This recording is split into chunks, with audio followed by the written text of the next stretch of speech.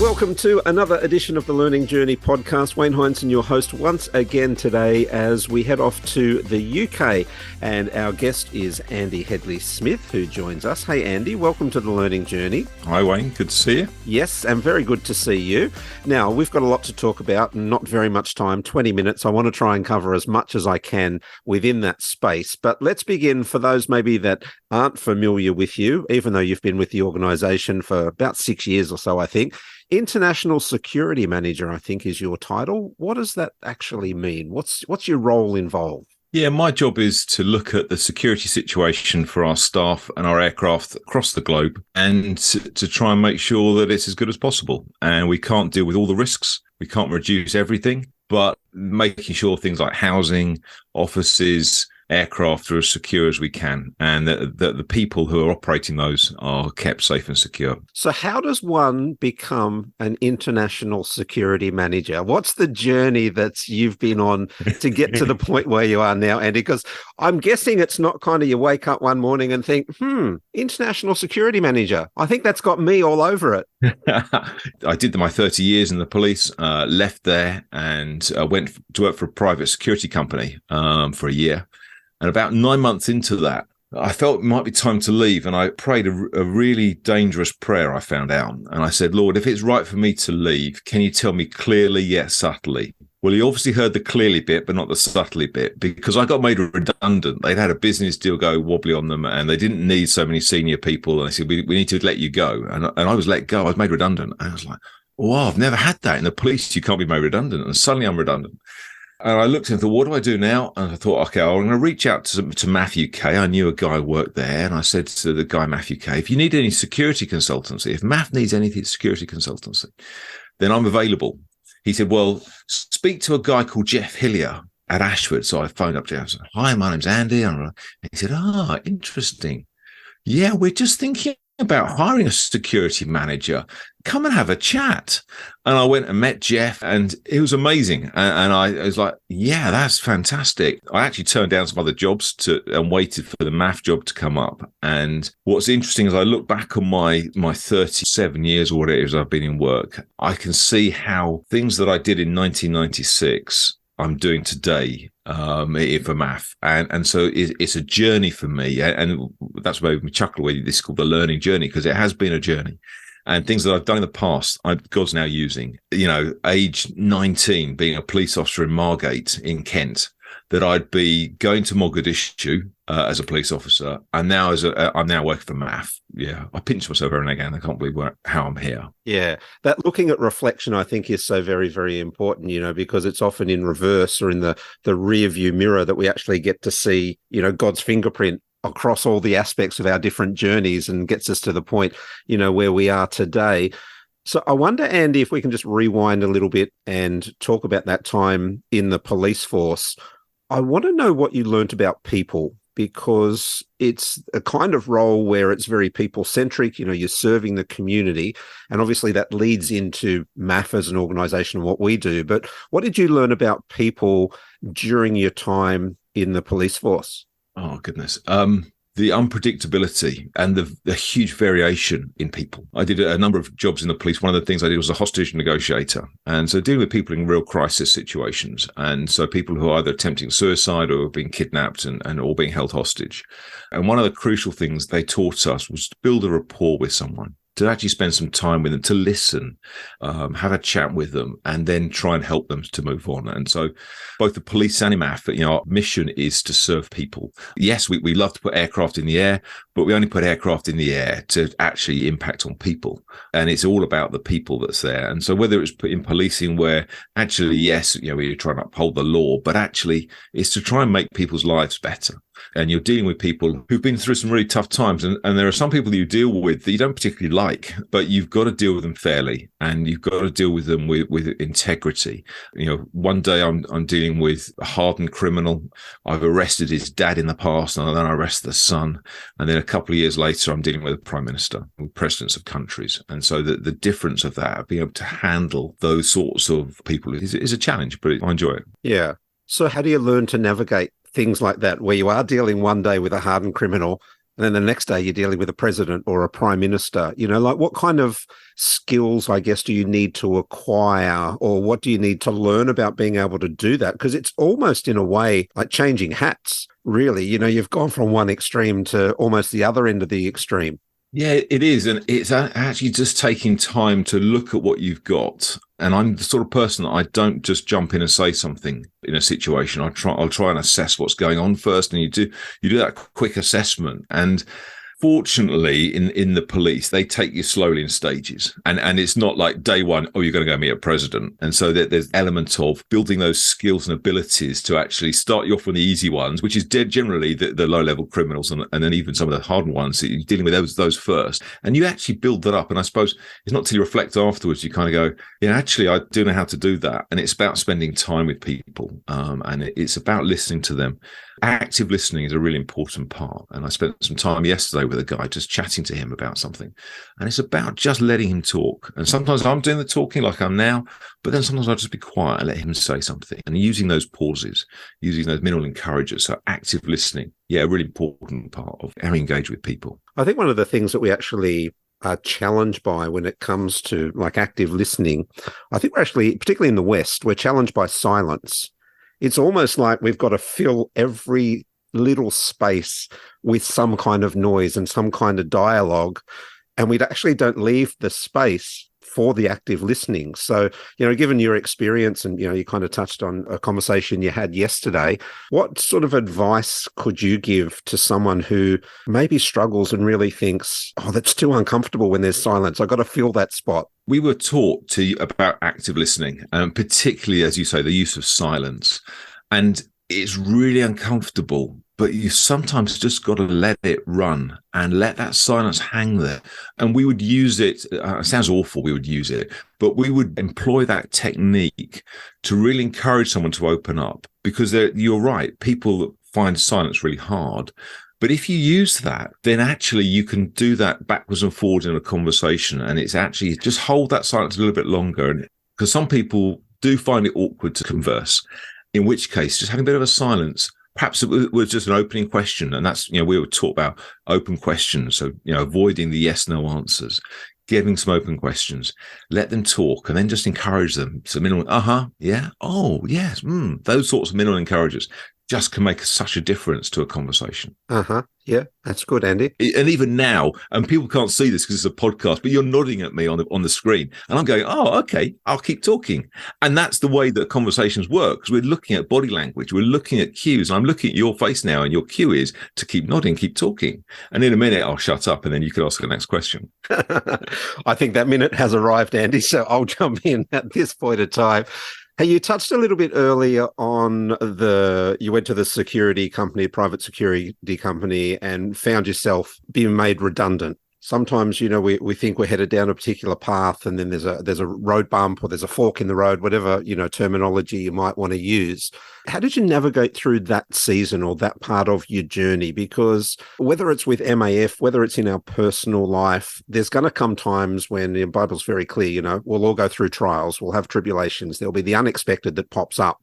And I think it's often not necessarily what we go through, but how we go through it is actually where we can sort of determine, are we healthy in this place, or do we still have some room where we need to grow and maybe develop? I suppose I've been through quite a lot. You don't serve as a police officer, without sometimes some of these resilience things, and actually going up through the ranks every time they test in greater measure how resilient you are. Now, that doesn't mean to say that senior police officers can't fall apart and have real mental health challenges, but I've been tested through the years to see, can I deal with certain things? And I'm probably quite a resilient character, but being made redundant was a bit of a shock. But I just felt God's hand was in it. And I thought, okay, where's this going to take me? And years ago, I'd had some times when I was a bit anxious about something.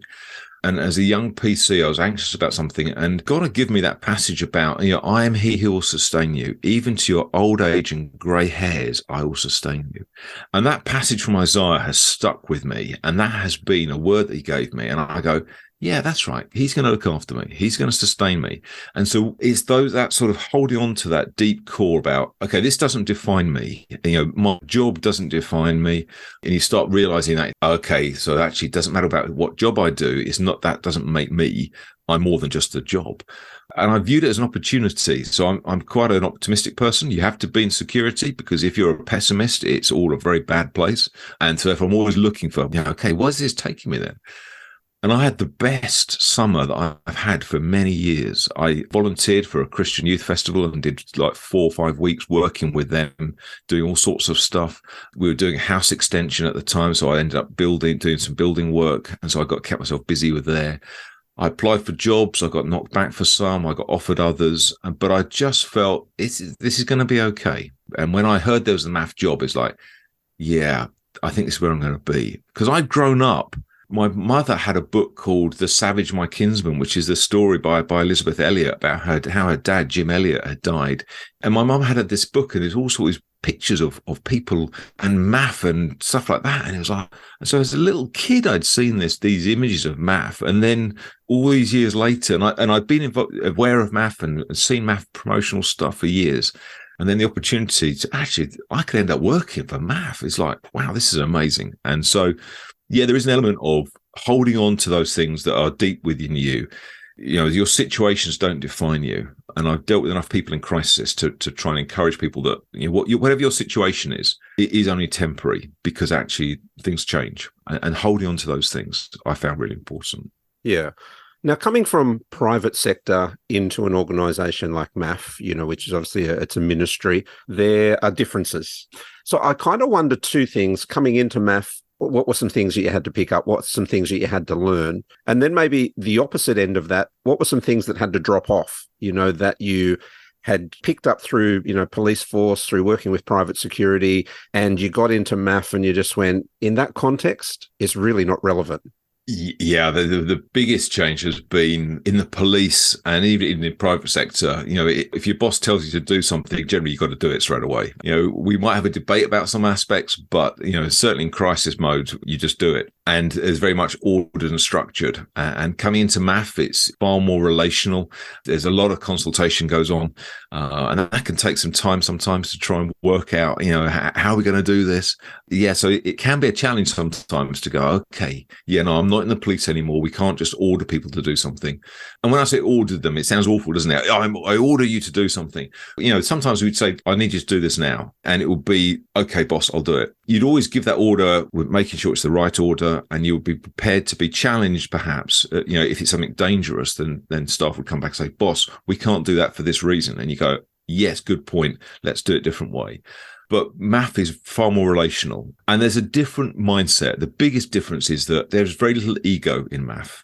People don't come to MAF with a big ego that they're going to be the big I am. They're not going for the next big promotion. They're coming to serve. And the servant heart in MAF is significantly greater than it is in the police, and certainly more than the private sector.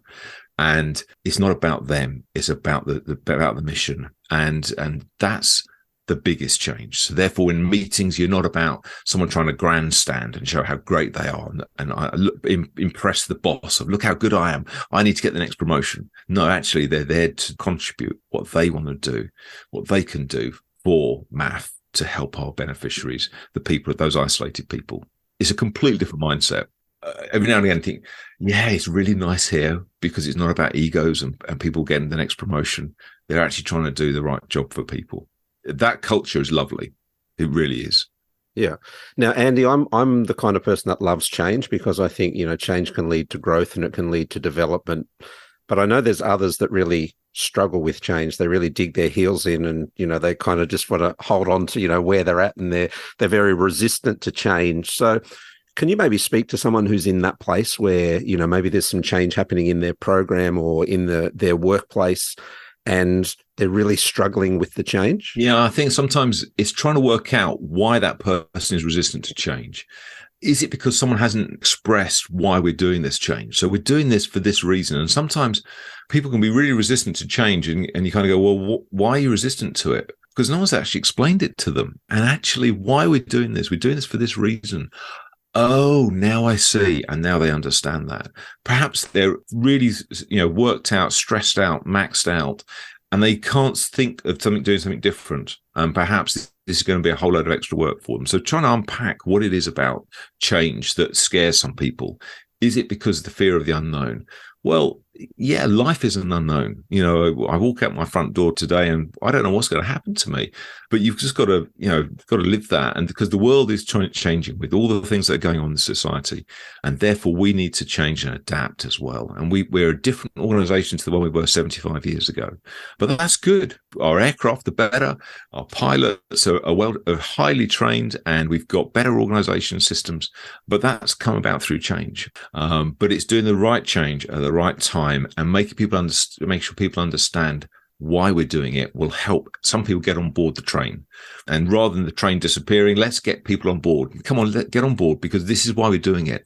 Oh, and that's the sort of thing that someone like Dave is very good at, is trying to explain, look, this is why we're doing this. When Dave sits down and you can sense his passion for these sorts of things, and you kind of go, yeah, now I understand it. Okay, gotcha. Right, let's get on board then. And it's trying to encourage people to do that. Yeah. Hey, Andy, I love that you speak about the train, because it's a great segue into where I want to go next. We're sadly running out of time, but I wanted to touch on you being a trainer for adult learning. And if you can kind of just unpack a little bit, adult learning as a concept, how is it different than, say, kids in school? But what you get out of actually being a trainer for adult learning, what's the reward, or what's the success maybe for you when it comes to, to sewing into people within the organization? I love seeing people, the penny drop moment for people. And when they go, oh yeah, I see that. I get a sense of satisfaction when I sort of spend time with some learners, and you see them grasp what we're talking about and go, and it dawns on them, actually, this could be helpful. And I spent some time in one of the programs recently, and we're doing some personal security training for national staff. And we spent some time going through some scenarios, and we had a laugh, we were joking and had some fun, because we're talking about things like robbery and protests and some quite sort of distressing things, but we're doing it with a bit of laughter, and they seem to be enjoying themselves, but they're learning as well. So they're learning and having fun, and that's a good way to learn, I think. If you're learning, sitting in a class, and you're being bored to tears with the person who's standing talking to you, that's not nice. But if we can have some fun, if we can make some of the interaction enjoyable, then actually that learning might stick. And security in particular is enabling people to do things. So therefore my training should be enabling them to do things. And so therefore I'm helping them to say, how do you go to the marketplace and do it securely? How do you walk around in your higher crime area and do it securely and safely? Well, do it this way. And we talk about, how robberies happen and how these sorts of things happen. And then suddenly people are going, oh, okay, I understand the difference now. And actually, rather than increasing the fear of crime, it reduces the fear of crime, because they then understand it, and they can understand ways that they can make themselves less vulnerable. Then they think, oh, that's really positive. I've learned something. And then when you get that feeling, that's really good. And, with all the things with COVID, I'd missed the opportunity to do that and to get back out and do some of that. And I'd like to do more, but there's only one of me. There's a limit how much time I've got in the day. But yeah, that's a real benefit and bonus. I love doing that. I do love that. Learning can be fun. And I think that's a great way for us to finish our chat today, Andy. Seriously, I've got so many more things that I wanted to talk to you about. So we might get you on the podcast maybe again later this year sometime. We can continue our conversation. But thank you so much for spending some time with us and just sort of sharing a little bit about your role at MAF and sowing some wisdom into those that have been listening to today's podcast. Wayne, it's been a pleasure, and good to chat. Thank you for having me on. Our guest on the podcast today was International Security Manager Andy Hedley-Smith. We hope his story was an inspiration for you as you continue your learning journey, because as Andy mentioned, every moment is a learning opportunity if we're willing to embrace it. And one way that you can do that is by logging into Elevate and searching the content library for Leading Learning. It's a brand new series of courses on subjects like giving feedback, handling stress, coaching skills, and so much more. Now, we know these short courses will help you on the journey to reaching your full potential. Next time on the podcast, we take a trip to PNG and we chat with Dom Sant, and we discover why Dom took 2 full days out of his week to learn some new software and how that investment has already seen a significant return. That's next time on The Learning Journey. We look forward to your company then.